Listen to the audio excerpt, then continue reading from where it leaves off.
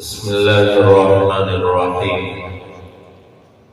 الحمد لله الذي خلق فسوى والذي قدر فهدى والذي أخرج المرعى. الحمد لله الذي أنزل على عبده الكتاب ولم يجعل له عوجا. الحمد لله الذي لم يتخذ صاحبة ولا ولدا ولم يكن له شريك في الملك ولم يكن له ولي من الذل ونكبره تكبيرا.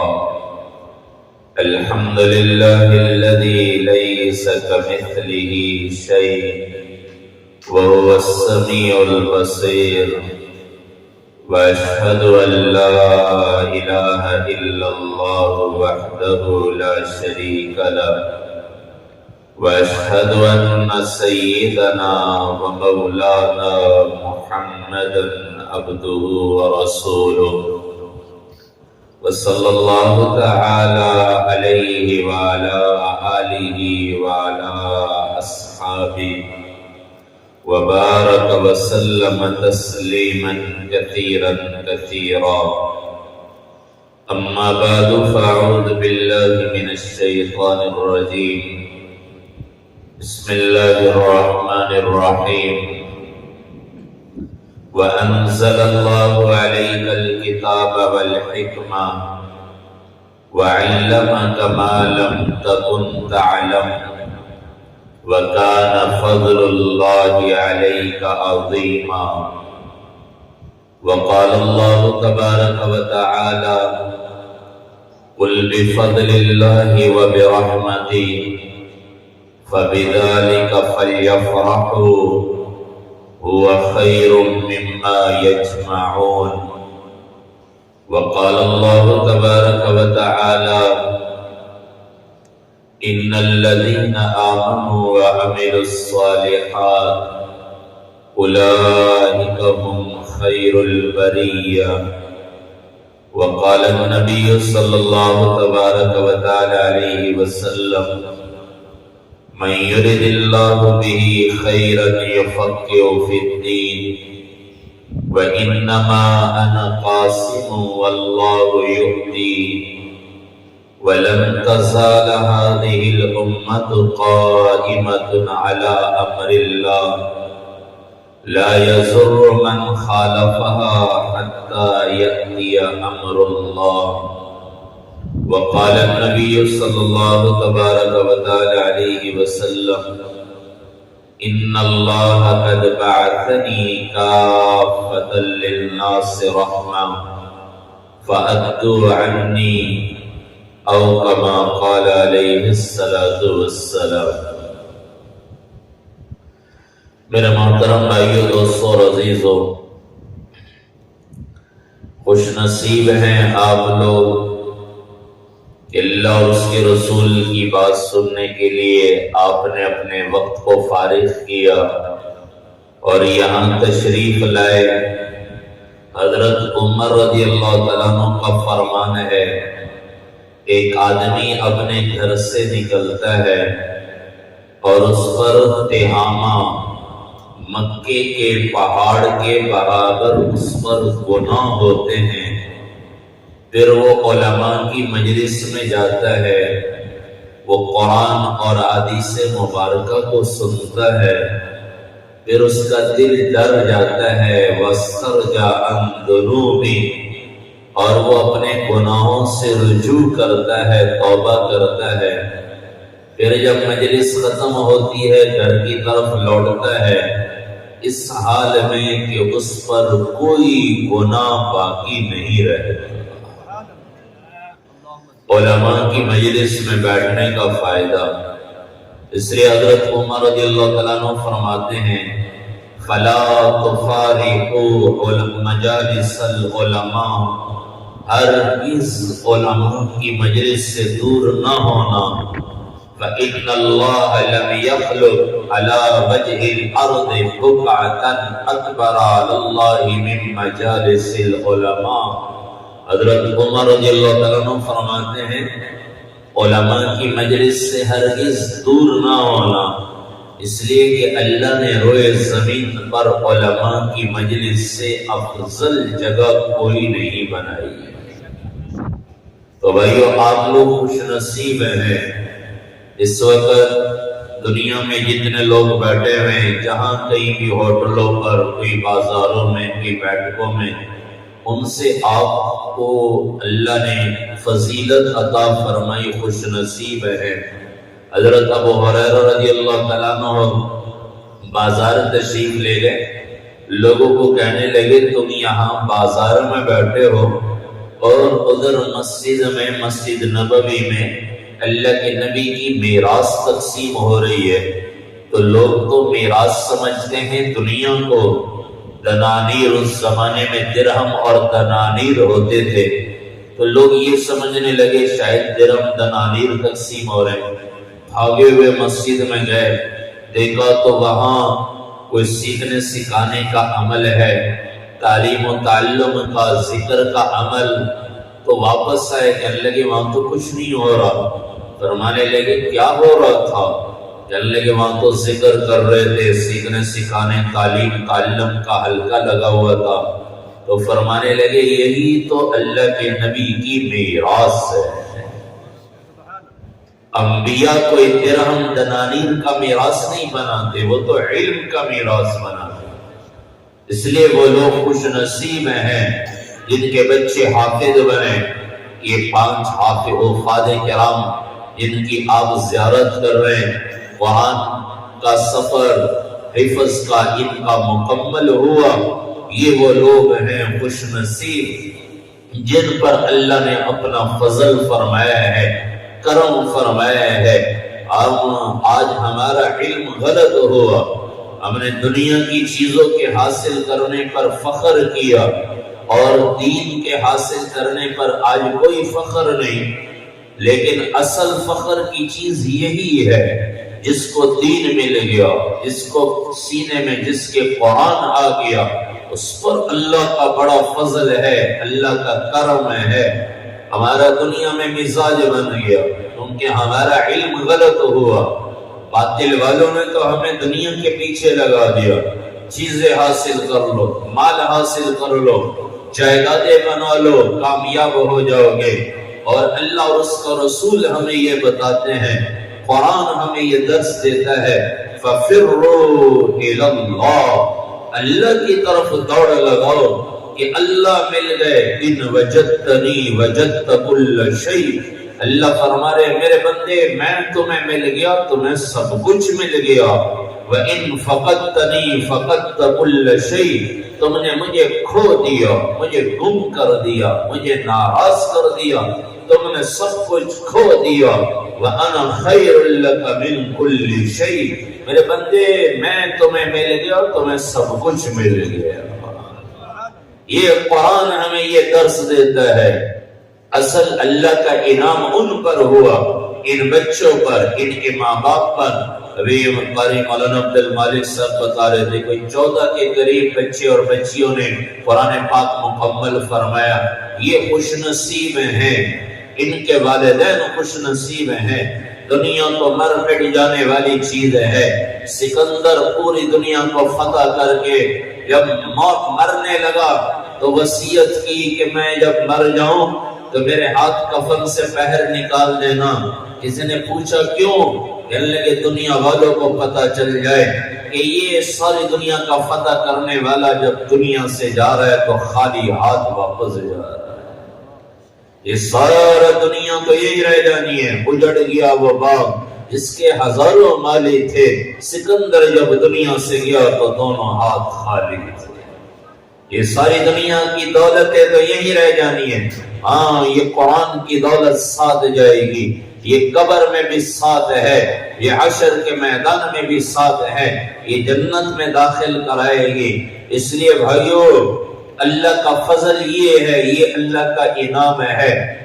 ہم اللہ سے نماز میں ایک دعا مانگتے ہیں نماز میں، فرض ہو، واجب ہو، سنت ہو یا نفل نماز ہو، کوئی نماز ہو تو سورۃ فاتحہ کا پڑھنا واجب ہے، لازمی پڑھی ہے سورۃ فاتحہ۔ امام کے پیچھے ہو تو امام پڑھتا ہے، پھر سننا واجب ہے، اس پر آمین کہے، اور اپنی نماز پڑھیں تو پھر سورۃ فاتحہ کا پڑھنا واجب۔ ایک دعا مانگنے کا اللہ نے ہمیں حکم فرمایا، اہدنا الصراط المستقیم، اے اللہ ہمیں سیدھا راستہ دکھا۔ یہ ہم دعا مانگتے ہیں اللہ سے، کن لوگوں کا راستہ؟ صراط الذین انعمت علیہم، اے اللہ ان لوگوں کا راستہ جن پر تو نے انعام فرمایا ہے، اس بار اللہ تو نے انعام فرمایا۔ تو آج کل تو ہمارا ذہن غلط ہو گیا، آج ہم انعام کس کو سمجھتے ہیں؟ دنیا مل جائے تو ہم کہتے ہیں بڑا اللہ کا فضل ہے، اس کا اچھا گزر بسر ہو رہا ہو نا، تو پوچھتے رہتے ہیں، ملتے رہتے ہیں لوگ، جس کا گزر بسر اچھا ہو، وہ یہ کیسے زندگی گزر رہی ہے، وہ کہتا ہے یہ اللہ کا بہت فضل ہے۔ کیوں کہ دنیا آ رہی ہے تو دنیا کو سمجھ لیا کہ یہ اللہ کا فضل، اور جس کی زندگی تنگ ہے، کیونکہ حالات تو آتے رہتے ہیں دنیا میں، یہ دنیا تو امتحان کی جگہ ہے، نہ یہاں مال والا اللہ کے ہاں عزت والا ہے کہ جس کے پاس مال ہے وہ اللہ کے ہاں عزت والا ہے، نہ یہ بات ہے کہ جس کے پاس مال کوئی نہیں وہ اللہ کے ہاں نعوذ باللہ کوئی ذلیل آدمی ہے۔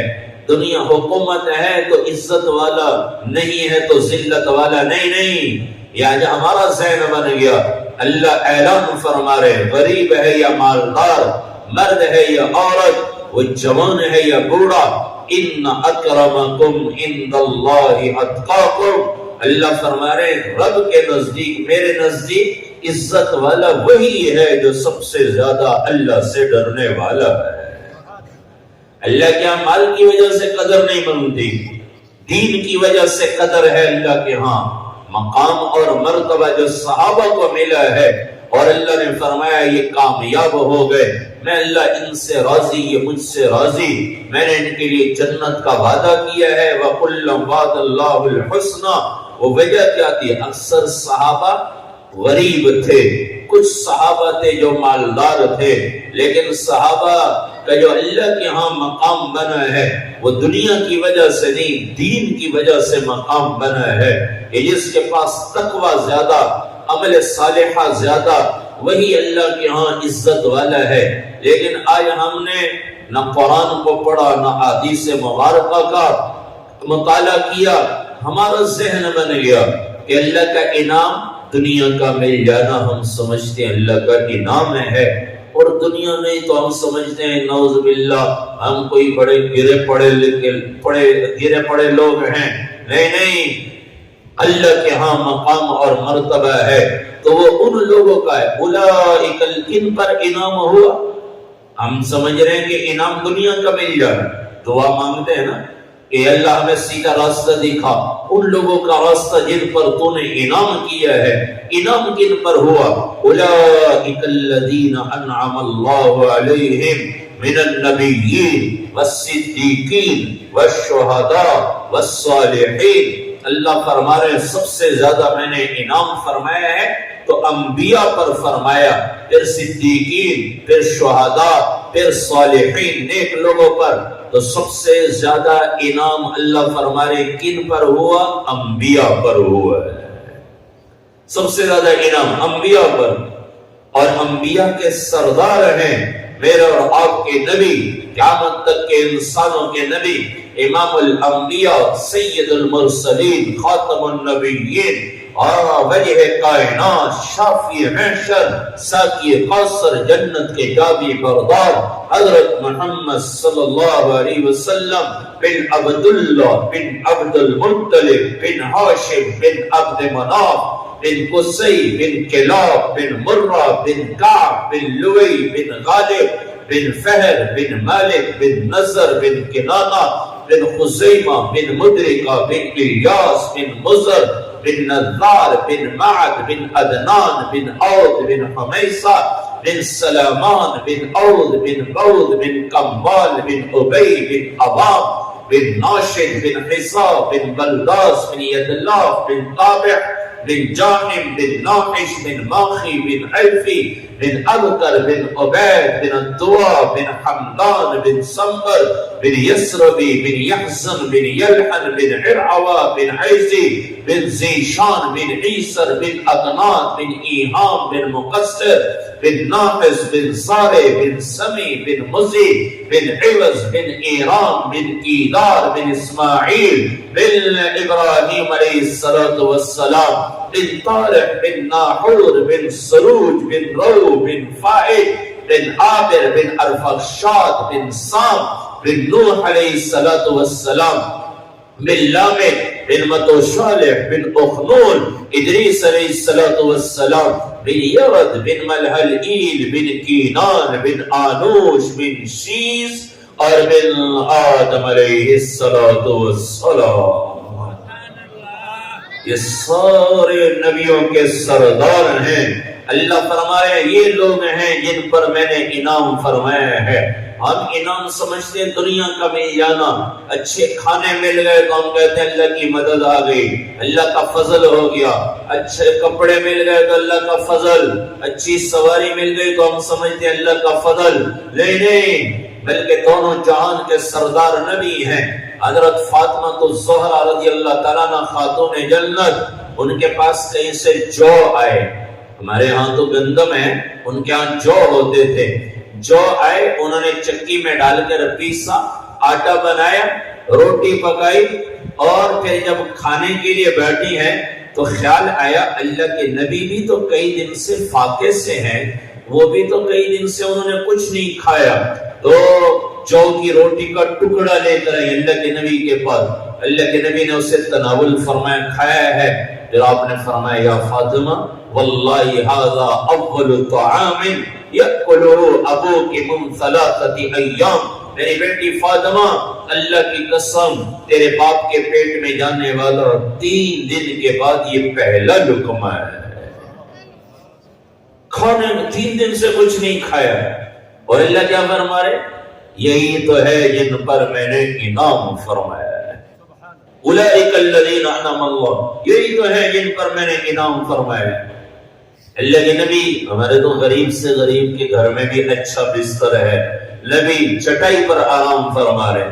اور حضرت عمر رضی اللہ عنہ جب چٹائی کے نشان جسم پر پڑے ہوئے دیکھ کر حضرت عمر رضی اللہ عنہ رونے بیٹھ گئے. یا رسول اللہ, اللہ کے نبی نے جب پوچھا اے عمر کیوں روتے ہو, یا رسول اللہ یہ دنیا کے بادشاہ کیسر اور کسرا دنیا کے مزے لوٹنے, اور آپ دونوں جہان کے سردار نبی, اور آپ کی یہ حالت. اللہ کے نبی اٹھ کر بیٹھ گئے اور فرمایا عمر دھوکے میں پڑے ہوئے ہو, اللہ نے ان کو اس جہان میں سب کچھ دے دیا, ہمارے لیے آخرت میں اللہ نے سب کچھ رکھا ہے. تو چٹائی پر آرام فرمانے, بستر بھی اچھا کوئی نہیں, کھانا کئی دن سے نہیں ملا. اور اللہ کیا فرما رہے, یہی تو ہے جن پر میں نے انعام فرمایا ہے, جن پر میں نے فضل فرمایا ہے. وہ اللہ کا فضل کیا ہے, وہ اللہ خود فرما رہے ہیں. ہمارا ذہن بنا رہے اللہ کہ اللہ کا فضل دنیا کا ملنا نہیں, بلکہ یہ تو امتحان کے لیے. انما اموالکم و اولادکم فتنہ, دنیا امتحان کے لیے, کسی کو کم دی کسی کو زیادہ دنیا دی, یہ تو امتحان ہے. جس کو زیادہ دی اس سے دیکھنا چاہتے ہیں کہاں خرچ کرتا ہے, جس کو اس کے شکر کا امتحان ہے, جس کو دنیا نہیں ملی اس کے صبر کا امتحان ہے. ہاں اللہ کے ہاں میں نے پہلے عرض کیا عزت والا وہی ہے جو اللہ سے ڈرنے والا. انعام کیا ہے, اللہ کا فضل کیا ہے. اللہ اپنے نبی کے بارے میں فرما رہے وَأَنزَلَ اللَّهُ عَلَيْكَ الْكِتَابَ وَالْحِكْمَةَ, ہم نے آپ پر نبی پر کیا اتارا, کتاب اللہ کو اور حکمہ. علماء مفسرین نے لکھا اس سے احادیث مبارکہ حکمت کو اتارا, کتاب اللہ اور حکمت کو اتارا. وَعَلَّمَكَ مَا لَمْ تَكُنْ تَعْلَمْ, اور اللہ فرما رہے ہیں ہم نے آپ کو اس چیز کا علم دیا جس کا آپ کو علم نہ تھا. وَكَانَ فَضْلُ اللَّهِ عَلَيْكَ عَظِيمًا, اللہ فرما رہے ہیں یہی اللہ کا آپ پر سب سے بڑا فضل ہے. اللہ کا فضل کیا ہے, کتاب اللہ کا مل جانا. یہ بچے جنہوں نے قرآن کو اپنے سینے میں محفوظ کیا ہے، ان پر اللہ کا فضل ہے، یہ اللہ کا قرآن کہتا ہے۔ حضرت سلیمان علیہ السلام کو اللہ نے بادشاہت عطا فرمائی، اور کیسی بادشاہت تھی، جنات ان کا کہنا مانتے تھے، یہ ہوائیں ان کے تابع تھی اور پرندے ان کے تابع تھے، تو اتنی بڑی سلطنت عطا فرمائی، بادشاہت، لیکن کہیں نہیں ذکر کہ انہوں نے کہا کہ اللہ نے ہم پر فضل کیا ہو۔ تو لیکن جب اللہ قرآن میں فرما رہے وَلَقَدْ آتَيْنَا دَاؤُودَ وَسُلَيْمَانَ عِلْمًا، اللہ فرما رہے ہم نے حضرت داؤد اور حضرت سلیمان علیہ السلام کو علم عطا فرمایا، تو وہ کہنے لگے الحمدللہ الذی فضلنا، تمام تعریفیں اللہ کے لیے ہے جس نے ہم پر فضل فرمایا ہے۔ علم کا مل جانا یہ اللہ کا فضل، کسی کا بچہ حافظ بن جائے، عالم بن جائے، اس پر اللہ کا فضل، جس کی بچی حافظہ بن گئی، عالمہ بن گئی، اس پر اللہ کا فضل ہے۔ ذالک فضل اللہ یؤتیہ من یشاء، یہ اللہ کا فضل ہے، اللہ جس کو چاہتے ہیں عطا کرتے ہیں، ہر ایک کو نہیں ملتا، طالب صادق کو ملتا ہے، کیونکہ یہ اللہ کا انعام ہے۔ یہ علم اللہ انبیاء کو عطا فرماتے تھے، انبیاء کی میراث ہے۔ اس لیے بصرہ والوں میں اختلاف ہو گیا، لوگوں میں آپس میں اختلاف ہوا، اس نے کہا علم افضل ہے۔